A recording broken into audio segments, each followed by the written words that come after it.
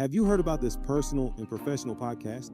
Coaching in Session with your host, Michael Rearden.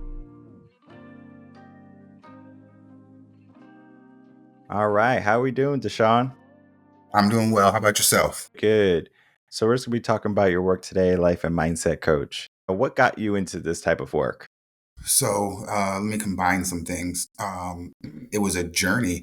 The failures that I had through my marriages, the success that I've had through my careers, and then to cumulate that, I've been working the last 3 years as a psych nurse at a partial hospitalization program. And following my coach, Wes Watson, I came to the conclusion that I wanted to get into lifestyle coaching, help more people, and expand what I'm doing. So I do want to get into 3 successes, 3 failures, and 3 takeaways from career and marriage from you, because I think that's going to be impactful to not only set the tone for our episode, but for creating similarities for many people, because I know many people are going through the ringer with career and marriage right now. So I think it's good to really tie into being relatable. So 3 successes, 3 failures. Successes in marriage. One, I feel that despite going through my third marriage, I still have love in my heart. I haven't lost it, and I'm not jaded on marriage as an institution or on people for that matter. So that's one success. 2 successes, the second success would be that I can still open my heart up in it despite the hurt and pain that I've experienced through each divorce. I'm still open to love, open to finding the right circumstance. And then the third success would be I haven't lost myself. In the midst of going through 3 divorces, it easily could have tanked me, tanked my mental health, thrown me for a loop. I may not have recovered going through those, but I've been able to maintain who I am despite going through those. So 3 successes with professional career. Physical therapy assistant. I was a physical therapy assistant prior to being a nurse. I used that knowledge initially to help springboard me into nursing. That would be my second success. I went through nursing school during COVID. Nobody would ask to go to nursing school during COVID. I was one of the only Black males in that program graduating at that time. That created some unique perspective difficulties. I learned to ask all the time. I found that when my counterparts were going to study, they would click up with predominantly women that look like them. I wasn't the first to get asked to go study. So I had to humble myself. And my third success is despite now I am divorced, but despite going through that last one, I was able to establish the lifestyle brand, the Psych RN Fit. In the midst of that storm, I was able to stay focused, daily discipline, habits, and maintain myself despite it seeming and feeling like everything was falling and crumbling around me. I was still able to keep working as an RN and use that to funnel and function through the lifestyle coaching. You do have to have a strong mindset to go through trauma, adversity, struggles, challenge, and be able to still remain positive and look at the good side of the equation. Because we often look at something that happens in our life that's negative and we begin to ruminate on it. For example, let's say, you could be at work or something, and since you're maybe new to the profession, you might get some feedback from your manager, supervisor, whatever, right? And they tell you all the positive things first, and then they hit you with that one negative. They're like, you know what? I think you could work on this a little bit. You're like, man, I thought I was doing so good. People do that so readily. They hear, like they're doing a kick-ass job. And then all of a sudden they have one thing that they need to work on. It's like, oh my God, my world is falling apart. What do you say to those people who get, some bad news and they're like, this is the end of my day? I'm going to offer the same type of analogy you did. I'm going to change the perspective just slightly. How I phrase this is we all go through death. Everybody on this planet will experience somebody close to them who they know who has died in their life. It is not the death that impacts us, it's the perception of the death. The death can have you ugly crying on the floor through all that pain, or B, it can push you to the next level, give you that drive, motivation, and energy. So what I've learned is it's not the event, it's the emotion that we tie to it. The minute we tie that negativity to the event, we then shape our perspective to find things to confirm it. Versus the minute we shape it in the positive, our brain finds things to confirm that. So that's how I look at it. It is always perspective, Deshaun. The analogy you used, what people tend to forget is that boss gave you 3 compliments first, but we threw them out the window the minute the boss offered constructive criticism. And I don't do that. I remember that if the boss gave me something, if it applies to me, then it's applicable. I need to change it, make some adjustments. If not, I push it off to the side and keep pushing. Yeah. And this is more so of like a generality for what people typically tend to do. Like how we operate is definitely different, especially as mindset coaches, I'm sure. But, many people just kind of fall into the habit of negativity is their primary source of mental attention. The brain is naturally attracted to negative. So like that's why, people are hooked on dramas or something like, I don't know if you remember, it was an old show, Love and Hip Hop. Like I don't even know all the I don't even know all the shows that are out right now. I know it's like The Bachelor probably is still out, Bachelorette, Bachelorette or Yep. whatever. There's just too many, but they're all built on drama. Like that's what people love, like the tension. Keep that And attention. I tell people, like, instead of like immersing yourself in that drama, why not immerse yourself in your development? Because that's so much more powerful and so much more uplifting. And I was thinking about momentum as you were saying, like, so we get those positive things, like things are going good in our life, but we have to take action. It's like perception. So, like, if someone dies, like, what do we do? Do we just sit there, cry, or we use that momentum to build ourselves up and to transcend our level? I was thinking of an analogy of basketball. I don't watch basketball like that, but if someone's going down court, right? So it's like a runaway, and it's one defender on the guy, and then the other guy has a teammate coming. He's going to kind of lop the ball up, right? Because if he was trying to make a layup, it would be pretty difficult to make it at that speed. So he lops the ball up, and he's hoping, or maybe he sees his teammate to come in for that dunk, where it's that momentum. He was going so fast, but he was able to use that effectively to create a play, where many people, they're just kind of going, don't see the play. They kind of become one tracked, tunnel vision is what they call it, where they only see what's like right in front of them instead of their surroundings. How can a person develop that skill to start to see what's around them rather than only what is presented right in front of them? And this is also a different way to kind of put of my question before. If we're so focused on the negative, how can we see the positive? So like, how can we train ourselves to see almost like like universality, or like surround, like a 360 type of thing, versus just that singular, maybe 45-degree? So I have 2 tactics that I use. One is staying in the moment. I don't let myself progress backwards through depression, thinking about things that I can't change, and I don't let anxiety take me forward, focusing on the future and things that I haven't happened yet. So that's one, stay present in the moment. The second thing is, for me, it's, how can I explain this? I always want to make sure that if I get a negative notification, for me, it's telling me, Deshaun, you need to do something positive. So I switch the perspective for not most, but what I tend to see in mental health is patients get a negative notification and then they follow it up with the poor physical action coping skill. I've reversed it. Deshaun, when you get the feeling that you want to isolate, that is actually telling you that you need to get up and go to your supports and do something. So I've changed how I've looked at the negative notification. It's now telling me to do the exact opposite. Stay in the moment.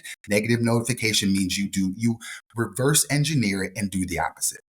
I do want to get into your medical career a bit, because there's a question I want to ask that it has been on my mind probably for the past couple of weeks, maybe month. And it was something that I wanted to ask a guest because it's something that we should be looking at. And I always ask different variations of this. And, you working in the medical field, you do both good news and bad news, I'm sure, right? Like when you have to tell a patient something, right? Like, do you want the good news? Do you want the bad news? Or, I'll only have is bad news right now.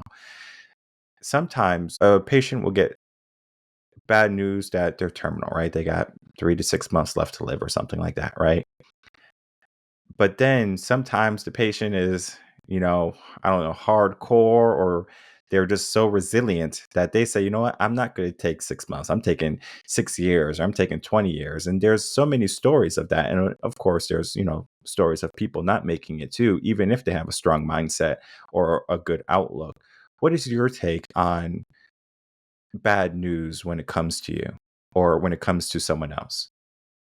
So I use the experiences that I see when patients, I mean, every day. I see patients come in telling me their self-limiting beliefs, their negativities on why they can't, why their day is not going well. And so one of the first questions I ask them, if you're telling me that things are going so you're off today, what have you done to be on? Since you woke up, what have you done to put yourself in a better position? Because it does not happen by chance. Negativity happens all the time, but you putting yourself in a better position is a verb. It requires that you take action daily. So I asked my parents at 12 o'clock, I asked them, what have you done from 7 a.m. when you got up till 12 to put yourself in a better position? And if you don't have substantial answers, then why are you wondering why you're feeling so negative at that point, or your depression's high, your anxiety's high? In my opinion, most people aren't taking the necessary action steps. Um, it's discipline. When I hear patients come in, I don't feel like it is a cardinal. I don't feel like it. And I tell them, feeling comes last.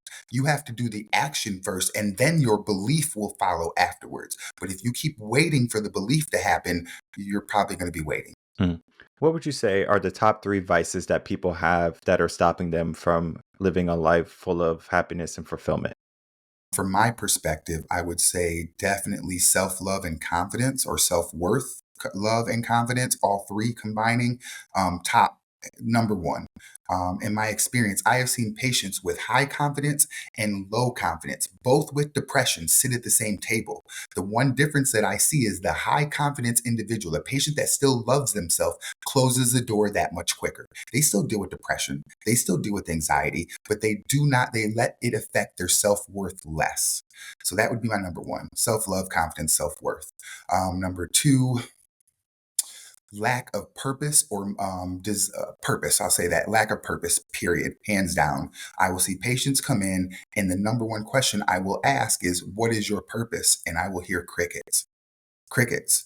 And so I'll try to work through that, where what would you do if you weren't getting paid? What do you enjoy that you wake up and want to do, that drives you and motivates you?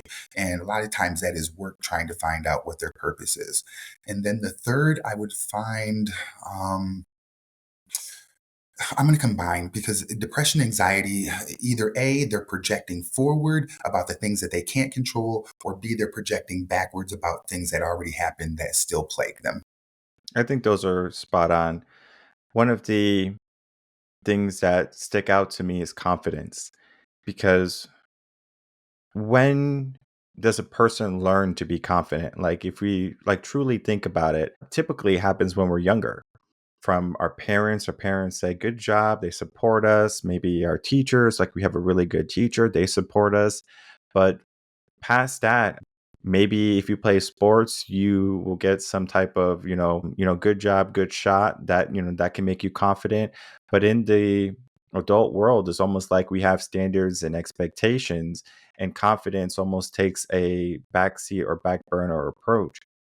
For me personally, when I speak with, I tell people, if you are expecting other people to fill your cup constantly and motivate and uplift you, you are going to be disappointed. Self validation is the most important form of validation. If you want to put yourself in a better position mentally, physically, overall, you have to self-validate. And in the midst of all the people, you are going to encounter opposition from people in your inner circle, from people that don't know you. And in those midst of that, you have to be able to talk to yourself savagely to be able to lift yourself up. And for me, it has come from self-validation because I have found nobody is going to come fill my cup as much as I am. Very true.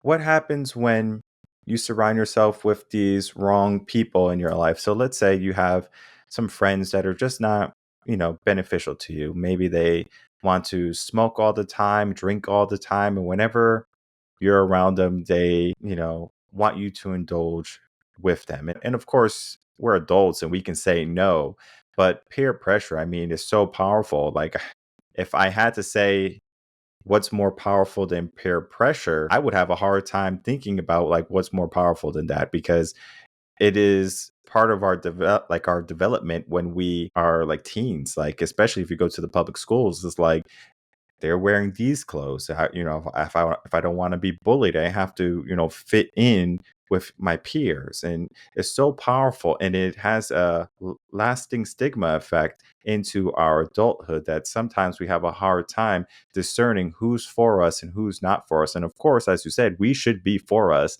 But if we can't even love ourselves, that's typically when people start to look for other people to love us because we have such a hard time. How can we find our circle better? In my opinion, once you start to be in alignment with your goals, your purpose, it starts to attract your tribe, Mm. people around you. You also have to be social. You have to put yourself out there. They aren't just going to necessarily come and find you. How it is the law of attraction. You put that energy out, it attracts that energy back.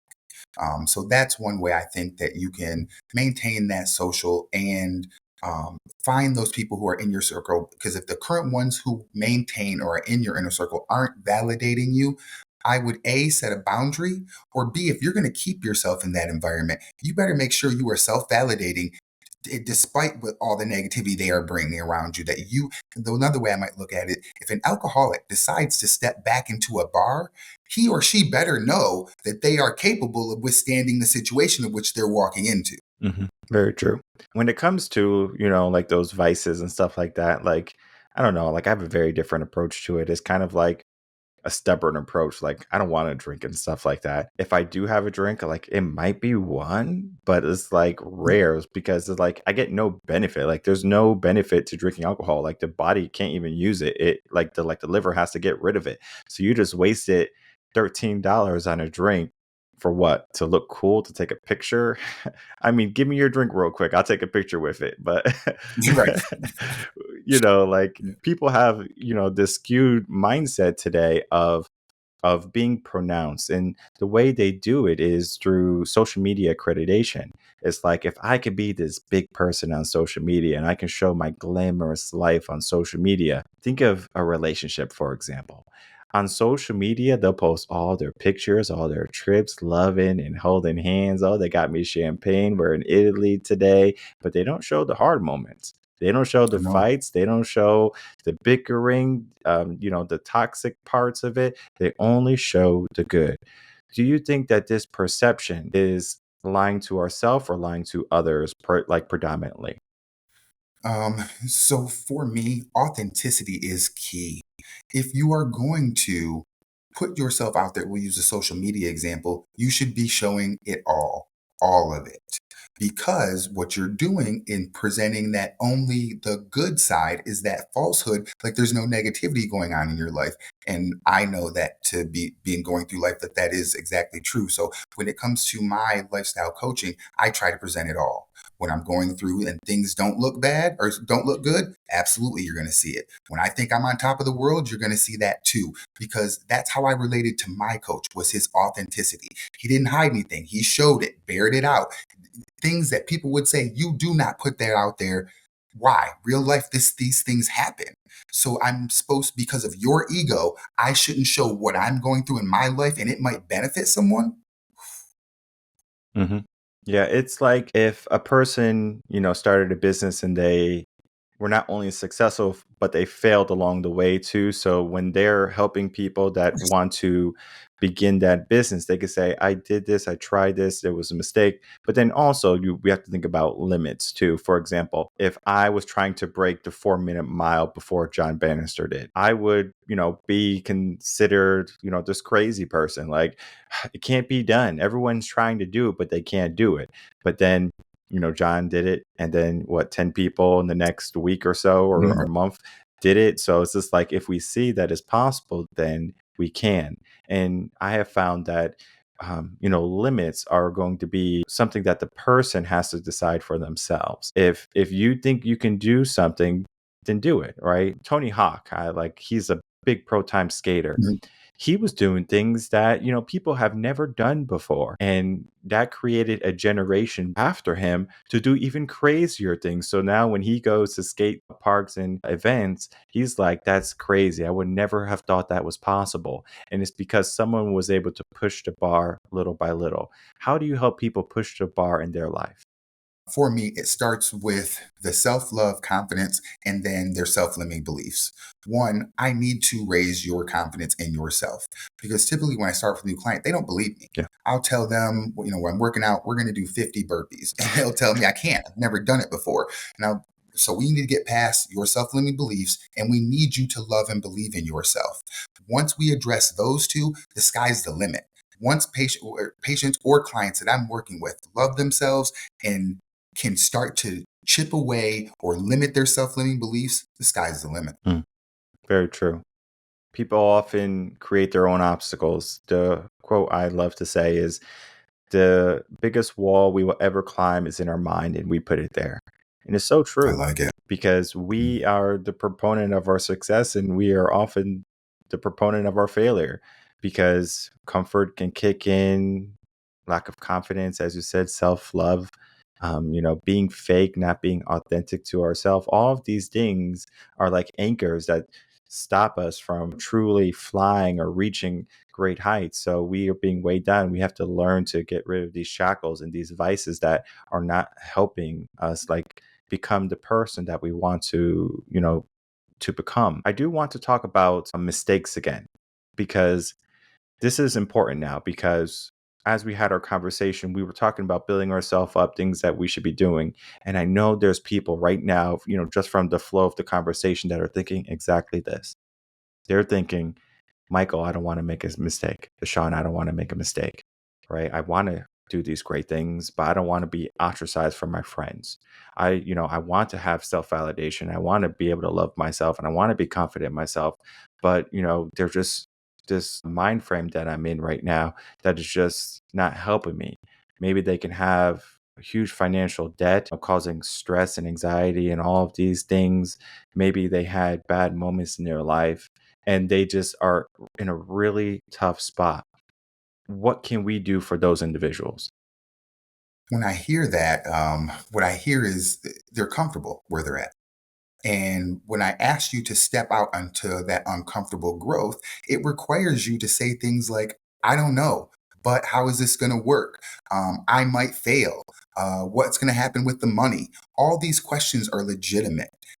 What I tend to notice is we let the thought of failure stop us, not the failure. Most people don't even make it to the failure. Very They true. let the thought of failure stop them. So you've got to get to the point where your goals and dreams, a part of it is I might fail. It is a That is radical powerful. acceptance. Yes, that you have to accept that part of my dream and goals is that I might fail. But then I can pick back up and start over again with more knowledge and experience this time than I had the first time, which leverages you into a better position. So people get afraid of failure and just have to understand it is a critical component. You don't get the positive. You don't get to the top of the mountain without knowing that you might fail to get to the top. It's a given. There's a saying, and I'm going to butcher it. It's like, I'm not starting from zero, I'm starting from wisdom, where Yes. where people, they learn from their mistakes. And one of the best things a person can do is to learn from someone else's mistakes. My father, one of the things he has done really well is fail in life. And I say that not to belittle him, but what he gave me was because he went through the struggle.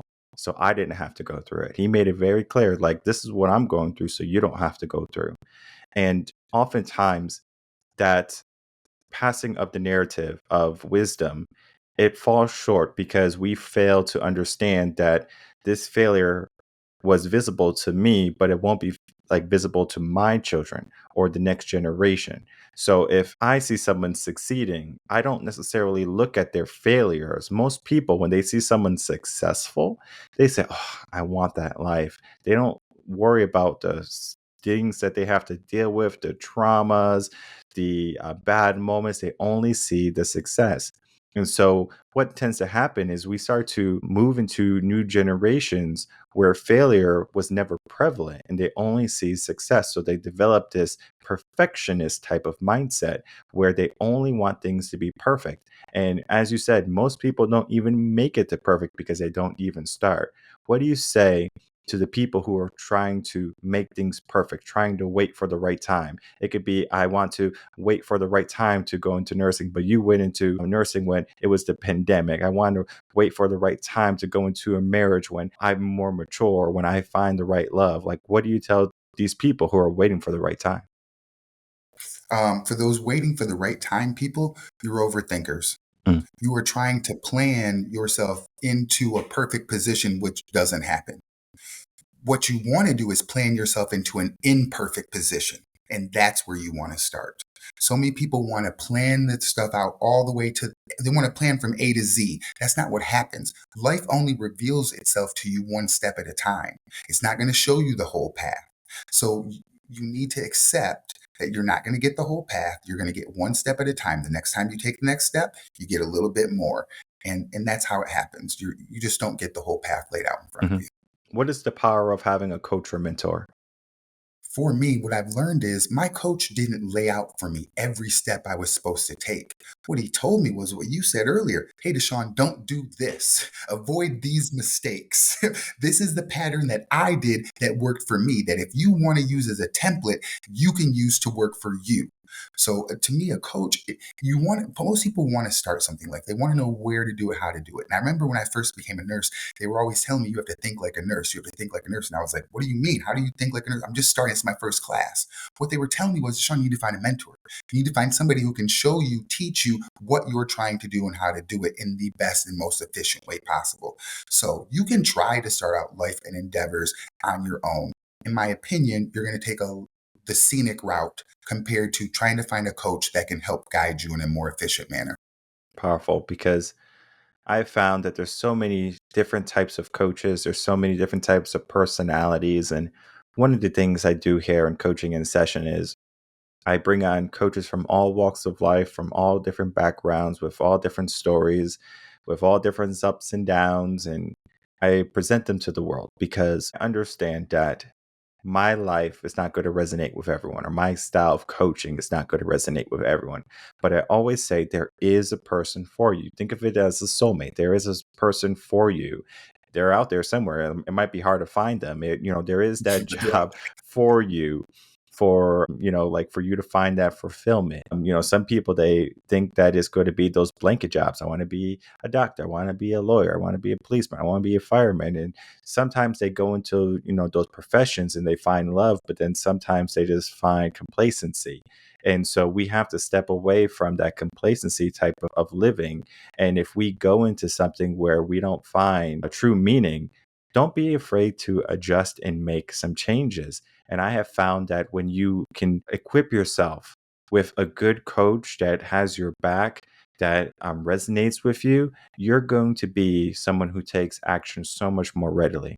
I think about when I was in school and I would have a teacher who truly cared about me. I wanted to be a better student. It wasn't because I wanted to be a good student. It was because that teacher was pushing me and not just saying, Yes. hey, you need to study like my mom and my dad would. But there was someone else out there who saw something in me that I couldn't see in myself.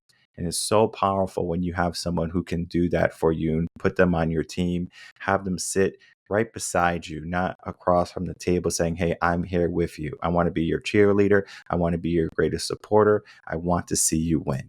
And, our conversation today is definitely one that many people will gravitate toward because it is a real authentic conversation. It's not so much of, yeah, my life is perfect and I didn't have any ups and downs. Like it was only No, up. We have those no, ups and downs because that is life, right? That is something that people look for. They want to see the person that was battered and bruised, not, the knight in shining armor that has never been in battle. All right. We want the adversity. We want the challenge because that helps us grow.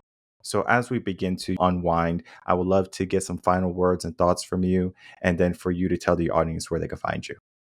First, I want to thank you for having me on. Thank your audience for listening, tuning in, taking time out of your day. That's very important. I just want to leave you with a little bit of wisdom. You have more power than what you think. More than likely, your self-limiting beliefs have limited your ability or your thought process. You can change that. You can get out of that negative mindset with a new thought process, new action, and you can progress yourself forward. One of the best quotes my coach ever told me was, Deshaun, I spent 10 years in prison and I got out in 6 and I'm a multimillionaire. What's your excuse? Took that one to heart. So now I get rid of my self-limiting beliefs. I do believe that I can reach as far as I can. There's nothing in my way but me. In fact, there's been nothing in my way but me for everything in life. I mean, if I tell you my obstacles, the ones that were the biggest came from me or my own brain telling me that I couldn't pass nursing school, that I couldn't be a PTA, that I couldn't be a lifestyle coach. I can. I just finally had to believe it. So my name's Deshaun Jackson. I like to tell people podcast, book, movie on the way. Stay tuned. If you need a coach, somebody to help you push past the self-limiting beliefs, or if you're struggling with weight, mindset, get with me. You can find me on Facebook. You can find me on Instagram under the PsychRN Fit, and I'm here for you. Perfect. And I'll make it easy for everyone. All the links are going to be in the description box below. You said you have a podcast, or it's coming out? On the way. It's me projecting to forward. It's coming. It's happening. Okay, got it. Yeah, so definitely when that podcast drops, you definitely want to tune into that. So important to not only support, podcasters or, people who are trying to make a ripple effect, because what I have found with podcasts is that anyone can come and anyone can go. It's not like you're walking into a seminar. So think of like a Tony Robbins like seminar or something. Like you go to Tony Robbins and you're like, great, I spend so much money on these tickets and now I'm stuck in here for the next 3 days or whatever. And you might have found yourself on day one, like, I'm not ready for this. And maybe you're on your drive to work or to the grocery store, and maybe, motivation and listening to personal development and self-help stuff is not for you that day, right? So you turn on some music or whatever, right? Get yourself in the mood. But then on those days when you want to make some adjustments, that's when you dive deep into that motivation, into those podcasts that are going to give you good, uplifting conversations like we had today. And what you're doing, Deshaun, is good work, and it's helping so many people to understand that they can have the confidence to take action. They can find purpose in their life, and they can live authentically if they choose to do so. So I do want to thank you for coming on, being that beacon to help people, and to be the testament that you can fail, you can fall, but you will always get back up. All right. Thank you for having me on, Mike.